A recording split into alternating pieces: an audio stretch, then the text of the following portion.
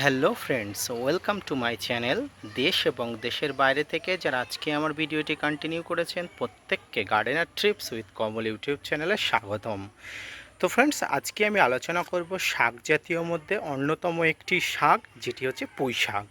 এই পুঁই শাক গাছের পরিচর্যা সম্পর্কে আজকে আমি আলোচনা করব। আর আজকের ভিডিওটি কোনো ছাদ বাগানের নয়, সম্পূর্ণ নিচে আমার শখের বশে তৈরি করা পুঁই শাক গাছ সম্পর্কিত। এই সময় কি কি পরিচর্যা করলে পুঁই শাক গাছগুলো সঠিকভাবে বেড়ে উঠবে, কি কি খাবার দিলে সম্পূর্ণ অর্গানিক করবেন না রাসায়নিকভাবে আপনার পুঁই শাক গাছকে প্রতিফলন করবেন, সেটা সম্পূর্ণ আপনার উপর নির্ভর করছে। তাই আজকের ভিডিওটি মনোযোগ সহকারে দেখতে হলে না স্কিপ করে কন্টিনিউ করুন।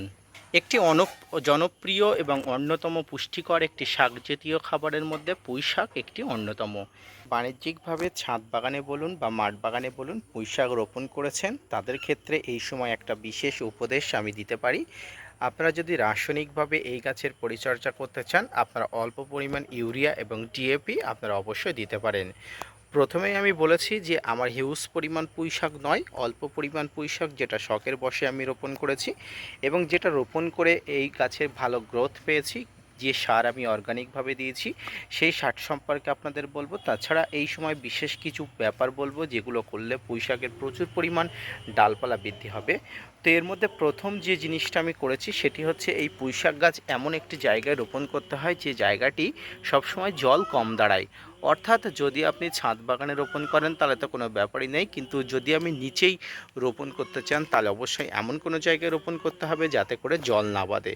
জল বাঁধলেই কিন্তু আপনার পুঁই শাক গাছের ডাল বা গোড়া পচে যাবে, শিকড় পচে গাছগুলো কিন্তু নষ্ট হয়ে যেতে পারে।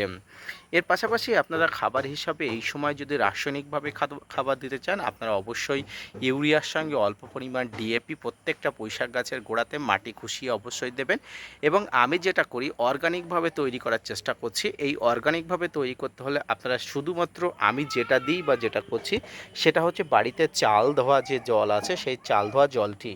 আমরা জানি ভাতের মধ্যে প্রোটিন, ফ্যাট, কার্বোহাইড্রেট বিভিন্ন পরিমাণ জিনিস থাকে, ঠিক তেমনি চাল ধোয়া জলের মধ্যেও কিন্তু বিভিন্ন ধরনের নিউট্রিয়েন্ট থাকে, যে নিউট্রিয়েন্টগুলো সম্পূর্ণ অর্গানিক এবং জৈবিক, যেগুলো কিন্তু গাছ প্রচুর পরিমাণ গ্রহণ করে কিন্তু তরতর করে বেড়ে উঠছে। আমার এই গাছগুলো বেশ কয়েকদিনের আগের এবং গাছগুলোর গ্রোথ আপনি দেখতে পাচ্ছেন। এই গাছগুলোর কিন্তু খুব তাড়াতাড়ি অবলম্বন বা যেগুলো মাচা বা ভাড়া বলা হয় সেগুলো খুব দ্রুত তৈরি করে দেবো। আপনারা যারা এই সময় পুঁই শাকের চারা রোপণ করবেন আপনারা দ্রুত রোপণ করতে পারেন, কারণ বর্ষাকালে কিন্তু সমগ্র গাছের বেড়ে ওঠার উৎকৃষ্ট সময়। প্রত্যেকটি গাছের ক্ষেত্রে একটি বিশেষ নিয়ম হলো আপনার গাছগুলোকে বিশেষভাবে রোপণ করবেন যাতে গাছের গোড়াতে কোনোভাবে জল না জমে, এবং এই গাছের গোড়াতে কিন্তু প্রাথমিক অবস্থায় কোনো ধরনের কোনো খাবার দেবেন না।